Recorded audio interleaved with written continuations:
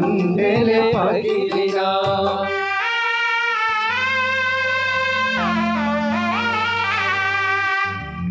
ఆస్తులన్నీ కోల్పోయినా, కన్నవారి కనుమరుగైనా, ఊపిరి బరువైనా, గుండెలే పగిలినా. యెహోవా ఇచ్చెను, యెహోవా తీసుకొనెను, యెహోవా ఇచ్చెను, యెహోవా తీసుకొనెను. ఆయన నామమునకే స్తుతి కలుగుగాక, ఆయన నామమునకే స్తుతి కలుగుగాక.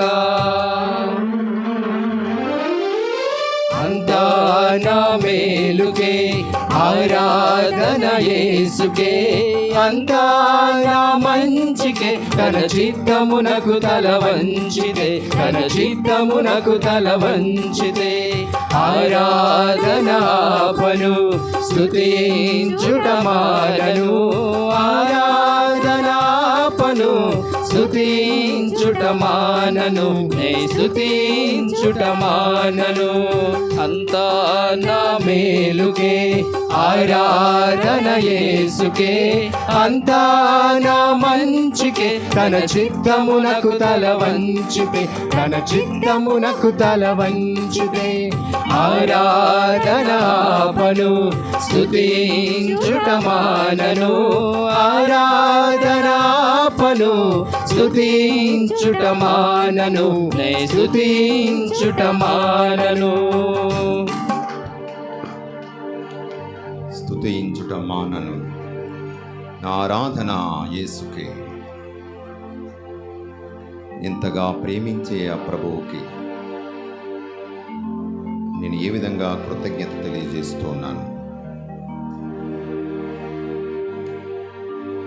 పాపం చేసి ఆ ప్రభుని ప్రేమను నేను తిరస్కరిస్తున్నాను.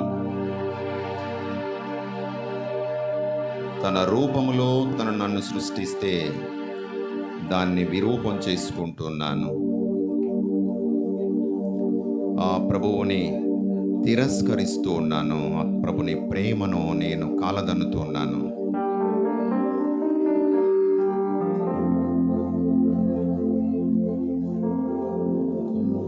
ప్రియ సహోదరులారా,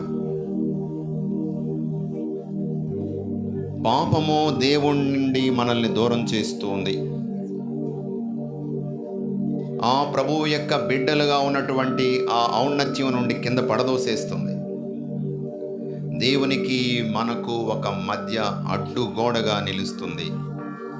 ఆ ప్రభుని దివ్య ప్రకాశము, ఆ ప్రభుని దివ్య వెలుగు మన మీద పడకుండా చేస్తుంది. మనల్ని చీకటిలోనికి తోసేస్తుంది. ప్రభుని సన్నిధి నుండి మనల్ని గెంటి వేస్తుంది.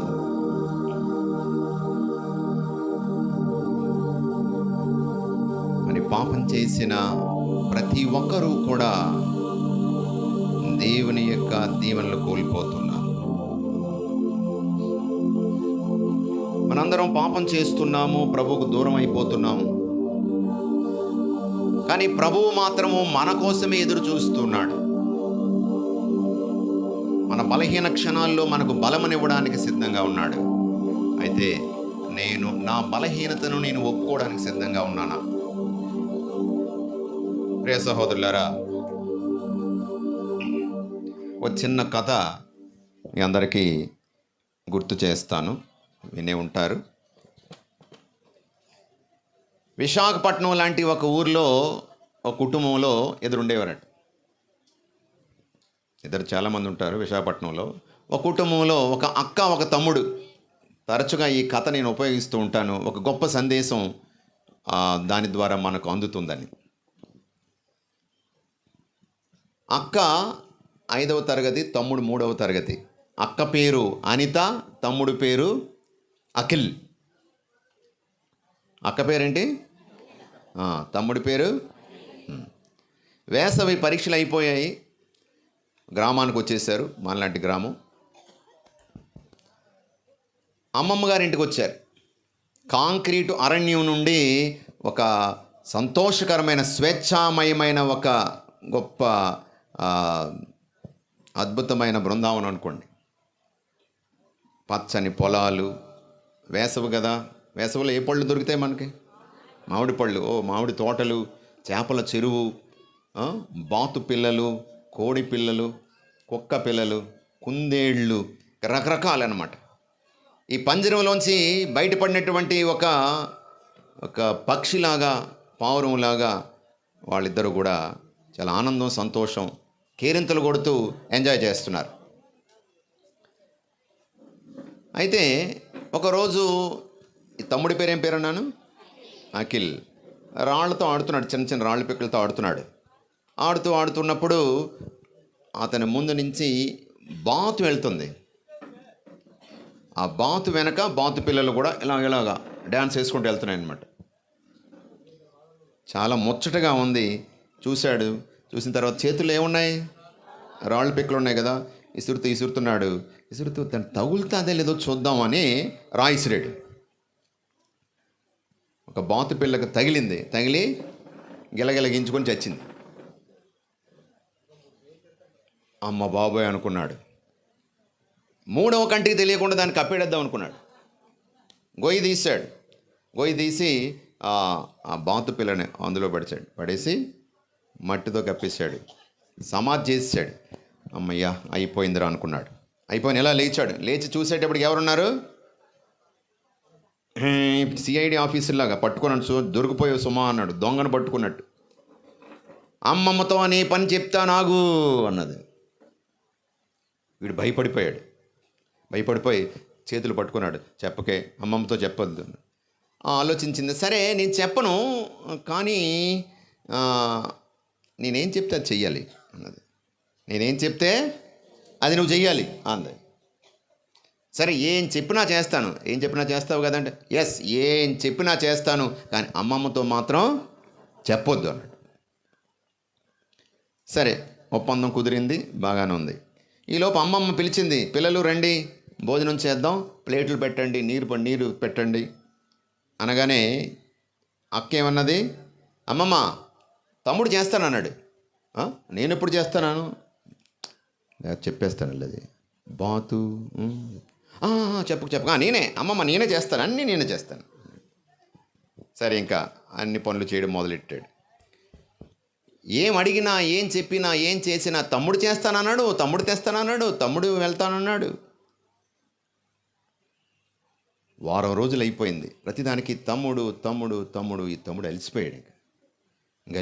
ఇంకా లాభం లేదనుకున్నాడు. ధైర్యం చేసి ఎవరూ లేనప్పుడు, అమ్మమ్మ మాత్రమే ఉంది, అమ్మమ్మ మాత్రమే ఉన్నప్పుడు వెళ్ళాడు. అమ్మమ్మ నువ్వు చాలా మంచిదానివి కదా. చాలా మంచిదాన్నేరా. సరే నన్ను కొట్టవు కదా. నిన్నెందుకు కొడతానరా నా బంగారు కొండ అని ముద్దు పెట్టుకుంది. తిట్టవు కదా. అబ్బే సరే చిన్న విషయం, నువ్వు అక్కడే ఉండు, దగ్గర రాకు.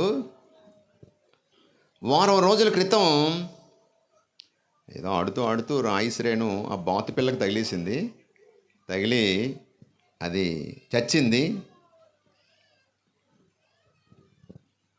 అని చెప్పగానే అమ్మమ్మ నవ్వుతుంది, ముసిముసి నవ్వులు నవ్వుతుంది. ఇదేంటి, కోప్పడాలి కదా, కొట్టాలి కదా, ఎందుకు నవ్వుతుంది అనుకున్నాడు. అప్పుడు అమ్మమ్మ అన్నది, అరే నాకు అంతా తెలుసు. నేను ఆ రోజే రాయిసరడం, అది చావడం, గొయ్యి దేశని కప్పెట్టేయడం, ఇవన్నీ కూడా ఆ కిటికీలోని చూశాను, ఆ మేడ మీద కిటికీలోని చూశాను అన్నది. ఆ రోజే నేను చూశాను, ఆ రోజే నాకు అంతా తెలుసు అన్నది. అనగానే నీకు అంతా తెలుసా? ఆ దెయ్యం వారం రోజుల నుంచి నన్ను బ్లాక్మెయిల్ చేస్తుంది. ఎవరిది? ఏ దెయ్యం? అక్క దెయ్యం.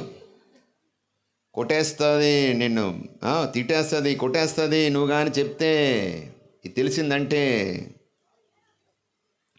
వారం రోజుల నుంచి చెప్పకుండా కప్పిపుచ్చుకునేలా చేసింది. అమ్మమ్మ అంటుంది, రే నాకు ఆ రోజే తెలుసురా, ఆ రోజే చూశాను, ఈ ఎన్నాళ్ళు నాకు చెప్పకుండా దాచిపెడతావు అని ఎదురు చూస్తున్నాను, ఎప్పుడు చెబుతావా అని చూస్తున్నాను. ప్రియమైన సహోదరి సహోదరులారా, ఎన్నాళ్ళు దాచిపెడతాం మనం? అతనికి అంతా తెలుసు. అతడు అన్నీ చూస్తూనే ఉన్నాడు. మనం చెయ్యవలసిందంతా ఒక్కటే, ఒప్పుకోవడమే. Praise the lord. అతడు సర్వజ్ఞుడు. 139వ కీర్తనలో మనం చదువుతున్నాం, అతడు సర్వజ్ఞుడు. ప్రభూ, నన్ను నీవు పరిశీలించి తెలుసుకొని ఉన్నావు. నేను కూర్చుండుట లేచుట నీకు తెలియను. నీవు దూరము నుండియే నా ఆలోచనలను గుర్తుపట్టుదువు. నేను నడుచుచున్నాను, పరుండినను నీవు గమనింతువు. నా కార్యములెల్లా నీకు తెలియను. నా నోట మాట రాక మునిపే నేనేమి చెప్పుదునో నీ వెరుగుదువు. నేను నిన్ను తప్పించుకొని ఎక్కడికి పోగలను? నీ సమక్షము నుండి ఎచ్చటికి పారిపోగలను? గగనానికి ఎక్కితే నీవున్నావు, పాతాళాన్ని పరుంటే అక్కడ నీవున్నావు.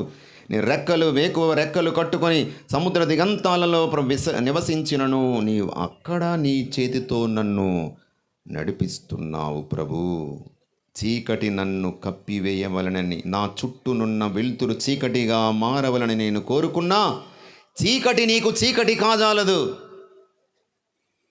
నీ ముంగిట చీకటి పగటి వలె ప్రకాశించును.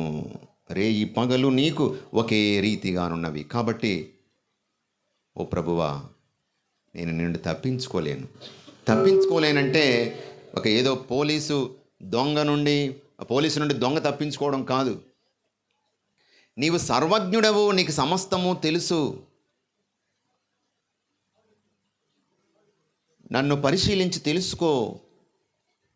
దేవా, నన్ను పరిశీలించిన హృదయమును తెలుసుకొనుము. నన్ను పరీక్షించిన ఆలోచనలను గుర్తింపుము. నాలో చెడ్డ ఏమైనా ఉన్నదేమో చూడుము. శాశ్వత మార్గమున నన్ను నడిపింపుము.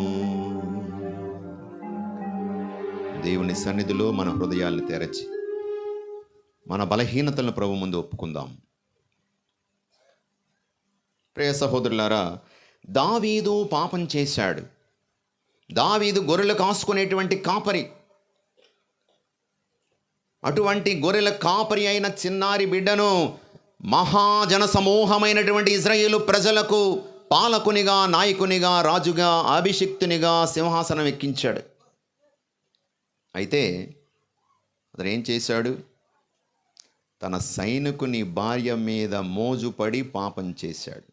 ఉరియా భార్య బెత్షెబా. రాజుగారు తలంచుకుంటే దెబ్బలు కొదవా? విషయం తెలుసుకున్నాడు.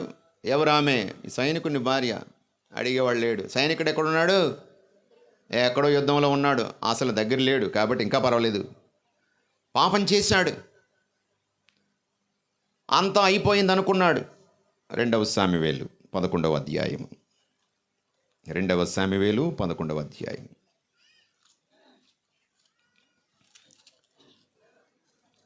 అయితే ఏమైంది?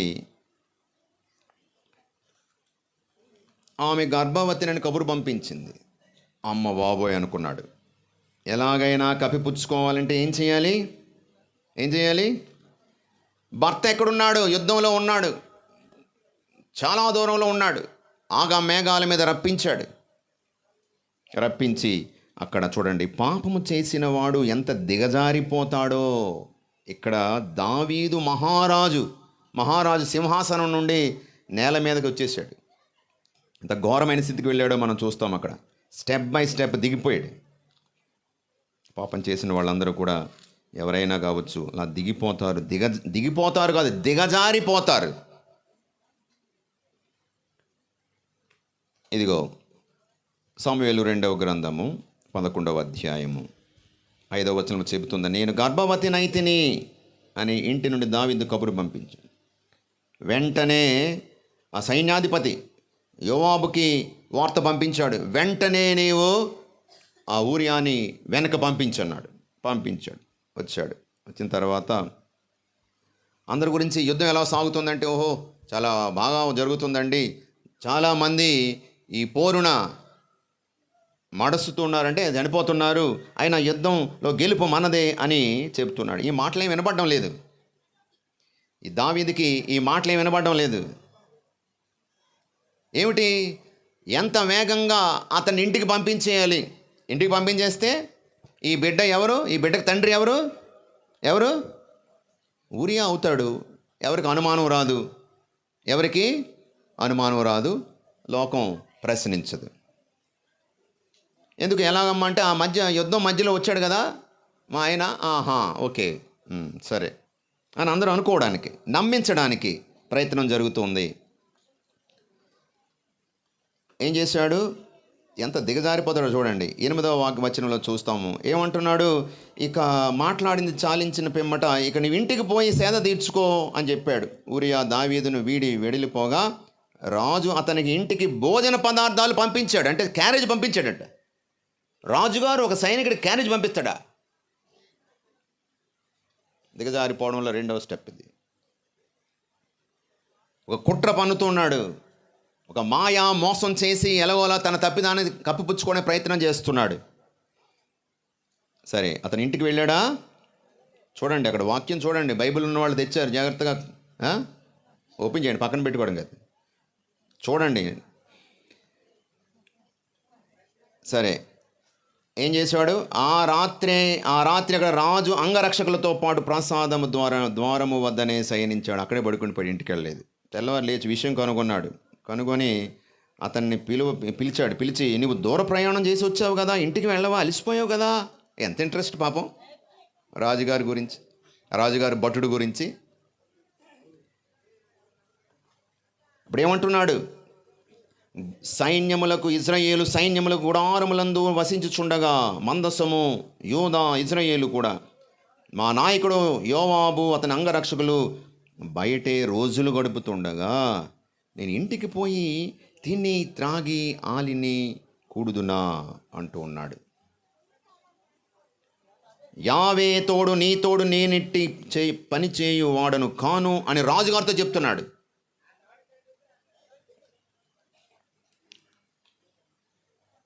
ప్రియ సహోదరులారా, సరే అంతటితో అయిపోయిందా, ఇక్కడే ఉండు, రేపు వెళ్ది కానీ అని చెప్పాడు. చెప్పిన తర్వాత ఏం చేశాడు, రాజుగారు ఊరియాని ఆ సైనికుని పక్కన టేబుల్ మీద కూర్చోబెట్టి భోజనం పెడుతున్నాడు, తాగిస్తున్నాడు దగ్గరుండి. మరి దిగజారుల్లో 3వది 4వ స్థానం స్టెప్ అది, దిగిపోతున్నాడు చూడండి. పక్క నుండి తాగిస్తున్నాడు, పక్కన కూర్చోబెట్టుకొని మరి రాజుగారితో సమానంగా. అంతటితో ఆగలేదు. ఇక ఆ రాత్రి ఆయన వెళ్ళాడు, ఇంటికి వెళ్ళలేదు, అక్కడే ఉండిపోయాడు. కాబట్టి ఏం చేశాడు, తెల్లవారు లేచాడు. లేచిన తర్వాత ఉత్తరం రాశాడు, ఇదిగో జోరుగా పోరు సాగుతున్నటువంటి యుద్ధములో, భీకరమైనటువంటి యుద్ధం సాగుతున్నప్పుడు ముందు వరుసలో ఇతను ఉంచి మీరు వెనక్కి తగ్గండి అన్నాడు. కుట్ర. తన సైనికుడిని, ఏ సైనికుడైతే రాజుగారి కోసం పోరాడుతున్నాడో ప్రాణాలు కొడ్డి ఆ ప్రాణం రాజుగారే తీసేస్తున్నారు. కంచే చేను మేస్తే కాపు ఏమి చేయగలడు? ప్రియమైన సహోదరులారా, అంతా సమాప్తం, చచ్చిపోయాడు. అంతా అడ్డంకి తొలగిపోయింది. బేషిబా కన్నీరు కార్చింది, ఇంకా అడిగేవాడు లేడు, తీసుకొచ్చి ఇంట్లో పెట్టుకున్నాడు. ప్రశ్నించే నాదుడు లేడు, అడిగేవాడు లేడు. ప్రియమైన సహోదరులారా, అంతటితో అయిపోలేదు. తన పాపాన్ని కప్పిపుచ్చుకునే ప్రయత్నం చేశాడు, కానీ దేవుడు చూస్తూ ఉన్నాడు. దేవుడు చూస్తూ ఉన్నాడు. అతని నుండి మనం ఏమీ దాచలేము. సీరా 17వ అధ్యాయము 19-20. సీరా 17వ అధ్యాయం 19-20 చూడండి, చదవండి ఎవరైనా.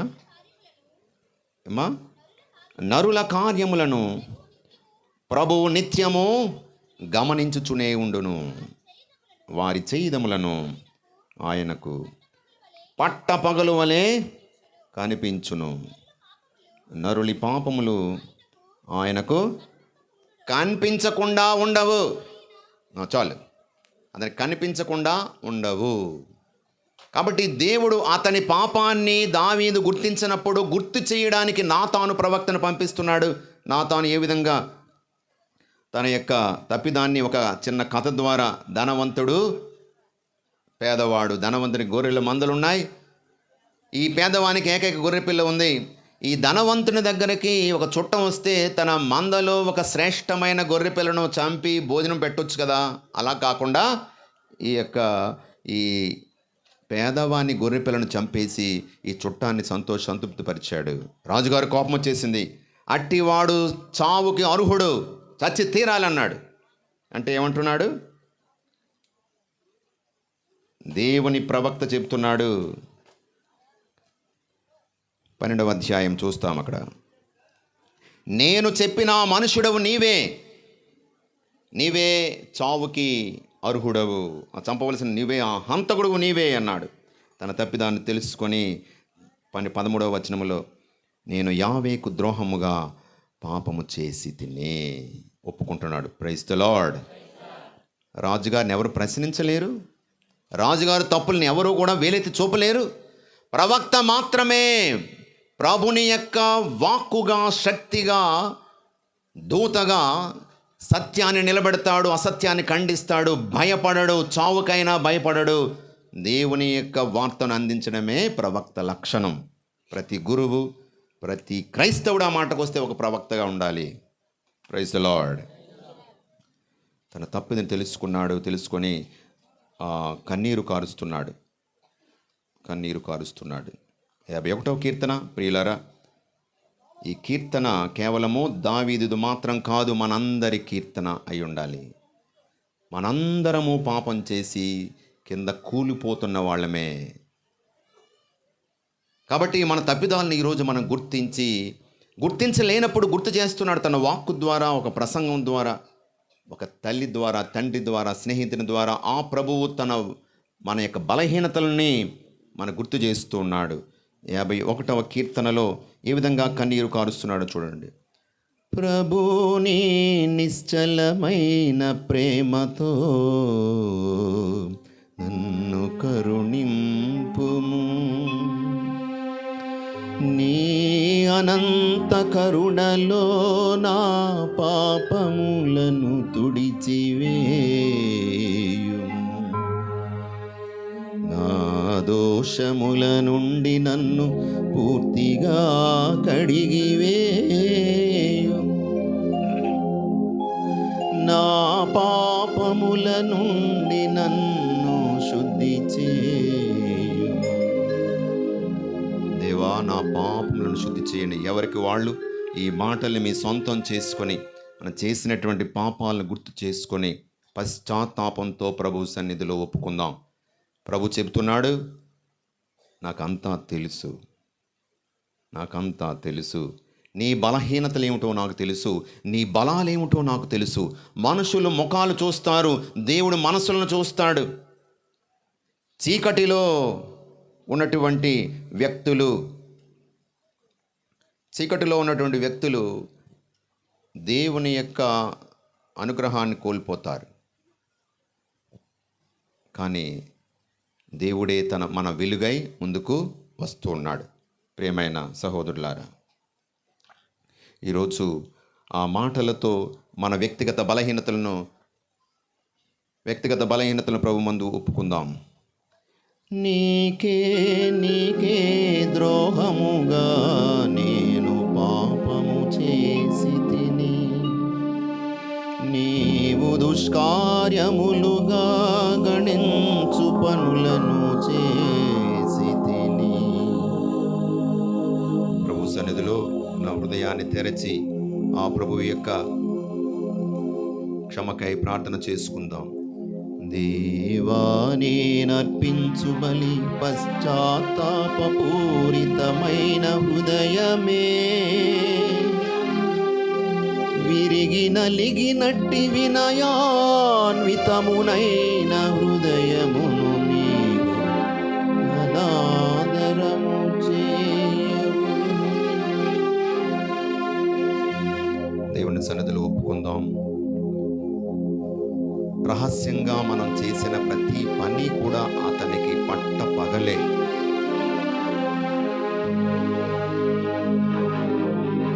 దాచాలని ప్రయత్నం చేసిన వృధా. ఎందుకంటే అతనికి అంతా తెలుసు. చేయవలసింది ఒకటే, ఒప్పుకోవడమే. ప్రభువు, నేను పాపం చేశాను. దుడుకు చిన్నవాడు ఏ విధంగా కనువిప్పు కలిగి తన యథార్థ స్థితిని గుర్తించి వాస్తవంగా యథార్థంగా తన హృదయాన్ని తెరిచి దేవునికి తన తండ్రికి మొరపెట్టుకుంటున్నాడు. ఈరోజు మనం ఇదిగో మన ప్రభువు మన తండ్రి ఇదిగో మన కొరకు ప్రాణం పెట్టినటువంటి ప్రభు సన్నిధిలో ఉన్నాము. మన కోసమే ఆ ప్రభువు ఈ యొక్క రక్త దారలు కార్చాడు. కాబట్టి క్షమాపణ పొందుదాం. పాప క్షమ ఎప్పుడు? పశ్చాత్తాపం ఉన్నప్పుడే. పశ్చాత్తాపము లేకుండా పాప క్షమాపణ లేదు. చాలాసార్లు మనం అనుకుంటూ ఉంటాము, దేవుడు క్షమించేస్తాడులే, దేవుడు కరుణామయుడు కదా.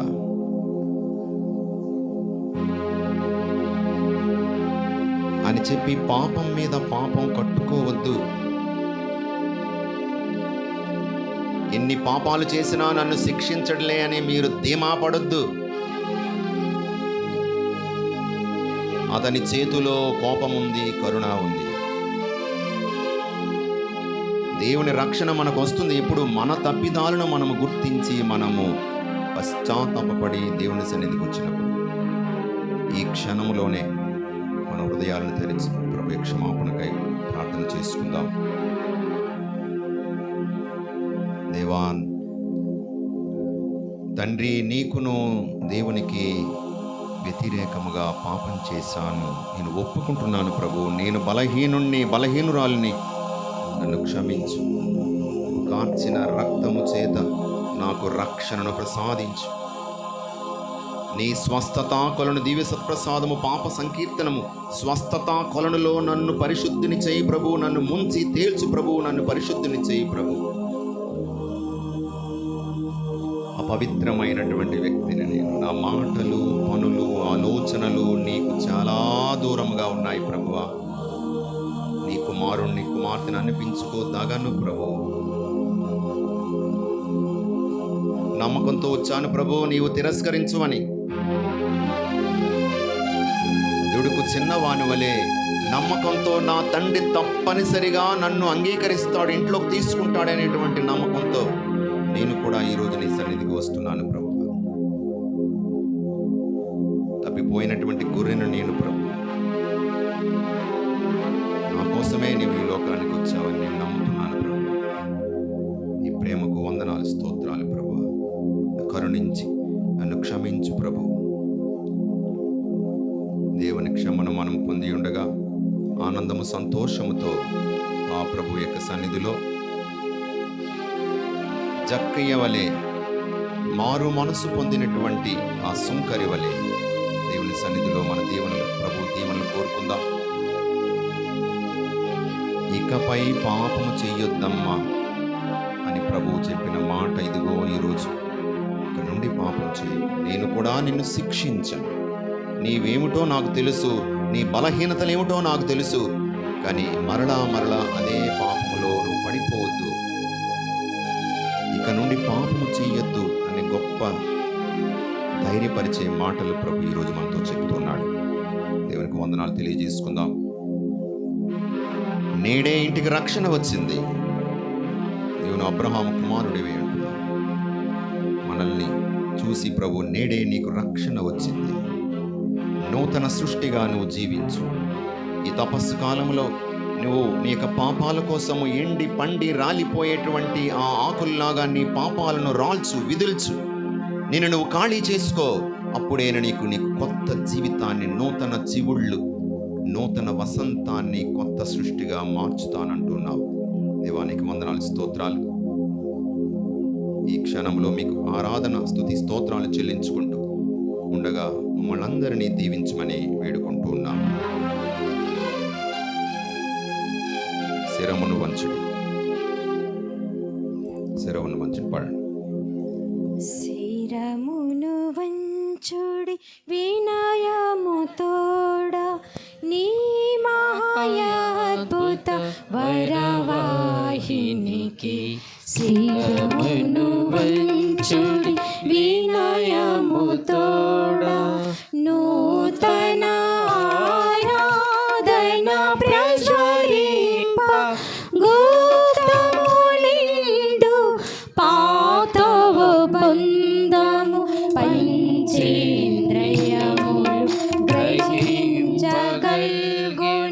విశ్వాసమేగా దైవ రహస్యం. శిరమును వంచుడి వినయముతోడా, నీ మహాయాద్భుత వరవాహినికి. శిరమును వంచుడి వినయముతోడా, పాయక జయము జయము రక్షక యేసునాగు. పరమ పవిత్ర స్పిరితు శాంతుకు యుగ యుగములకు స్తుతి కలుగును. శిరమును వంచుడి వినయముతోడా, నీ మహాయాద్భుత వరవాహినికి. శిరమును వంచుడి వినయముతోడా.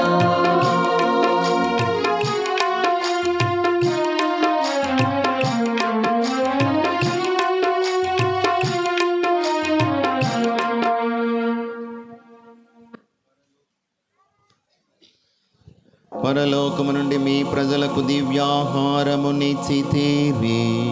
ఇందులో మాధుర్యం నిండి ఉన్నది. ప్రార్థించుదము. ఓ సర్వేశ్వర, ఈ అద్భుత దేవద్రవ్యానుమానము ద్వారా మీ పాఠుల జ్ఞాపక చిహ్నము మాకు సంగచిత్తగించితివే. మీ దివ్య శరీర రక్తముల పరమ రహస్యములను మేము భక్తి శ్రద్ధలతో పూజించున్నట్లును, మా రక్షణ ఫలితమును నిరంతరము చవి చూచున్నట్లును, యుగ యుగములు జీవించి చూపాలన చేయు ప్రభువా మాకు అనుగ్రహించండి. ఆమేన్.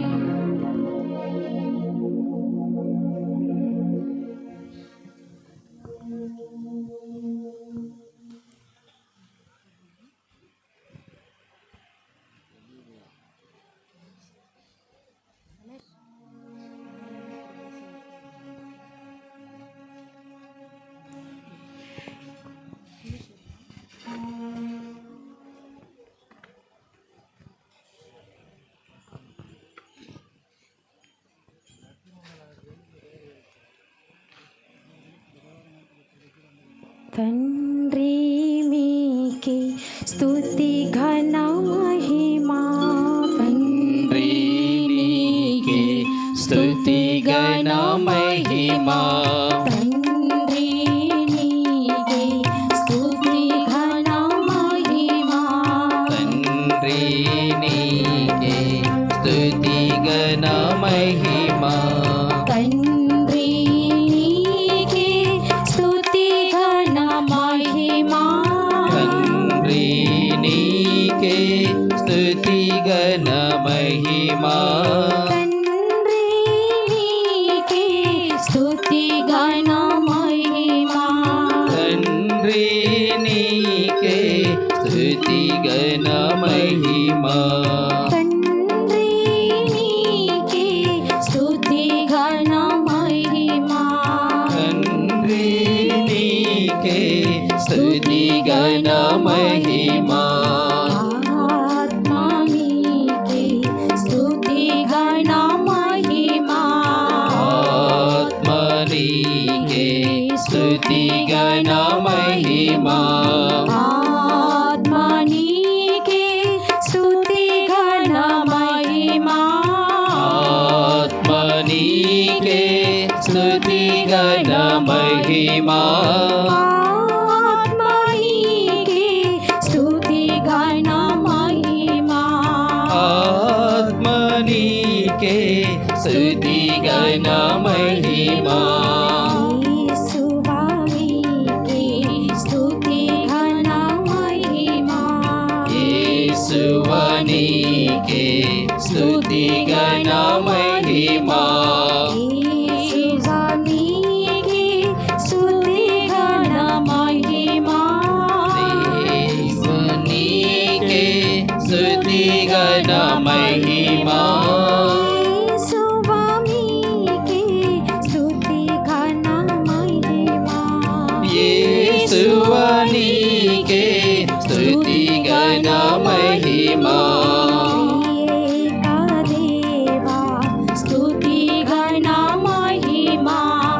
త్రియేక దేవా స్తుతి గణ మహిమా త్రియేక దేవా స్తుతి గణ మహిమా త్రియేక దేవా స్తుతి గణ మహిమా త్రియేక దేవా స్తుతి గణ మహిమా త్రియేక దేవా స్తుతి గణ మహిమా త్రియేక దేవా స్తుతి గణ మహిమా త్రియేక దేవా స్తుతి గణ మహిమా దేవా స్తుతి గణ మహిమా త్రియేక దేవా స్తుతి గణ మహిమా